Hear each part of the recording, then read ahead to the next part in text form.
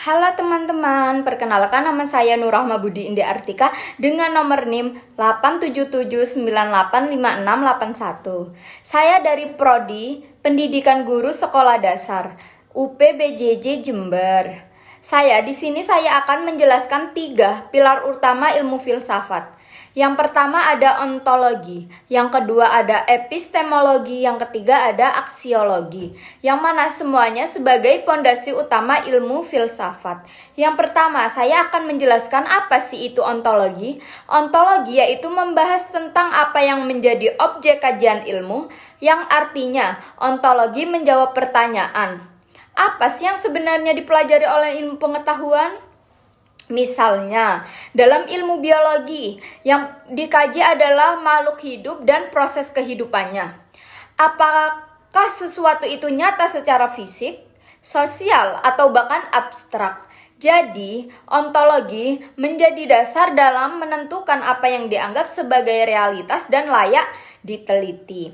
Yang kedua yaitu epistemologi. Epistemologi berkaitan dengan bagaimana ilmu pengetahuan diperoleh. Ini mencakup metode ilmiah seperti observasi, eksperimen, dan penalaran logika. Epistemologi juga membahas bagaimana kebenaran diuji, misalnya melalui pembuktian empiris atau verifikasi teori. Dengan kata lain, epistemologi memastikan bahwa pengetahuan yang dihasilkan bersifat valid, sistematis, dan dapat dipertanggungjawabkan.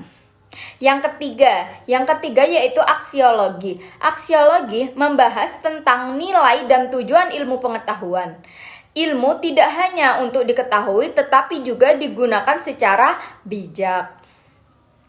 Aksiologi menekankan aspek etika, seperti bagaimana ilmu digunakan untuk kebaikan manusia, bukan untuk merugikan manusia. Contohnya yang pertama, teknologi harus dimanfaatkan untuk kesejahteraan, bukan untuk merusak lingkungan atau membahayakan kehidupan.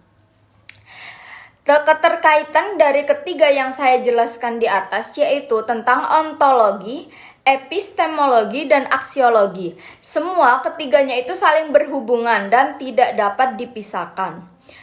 Ontologi menentukan apa yang dipelajari, sedangkan epistemologi menjelaskan bagaimana cara mendapatkannya, dan aksiologi mengatur untuk apa ilmu digunakan. Tanpa ontologi, ilmu tidak memiliki arah. Tanpa epistemologi juga ilmu tidak terbukti kebenarannya, dan tanpa aksiologi ilmu bisa menjadi berbahaya dan tidak digunakan dengan benar. Ketiganya itu saling bersatu membentuk ilmu yang utuh, benar, dan bermanfaat. Sekian, hanya itu yang saya jelaskan dari pelajaran ilmu filsafat. Terima kasih.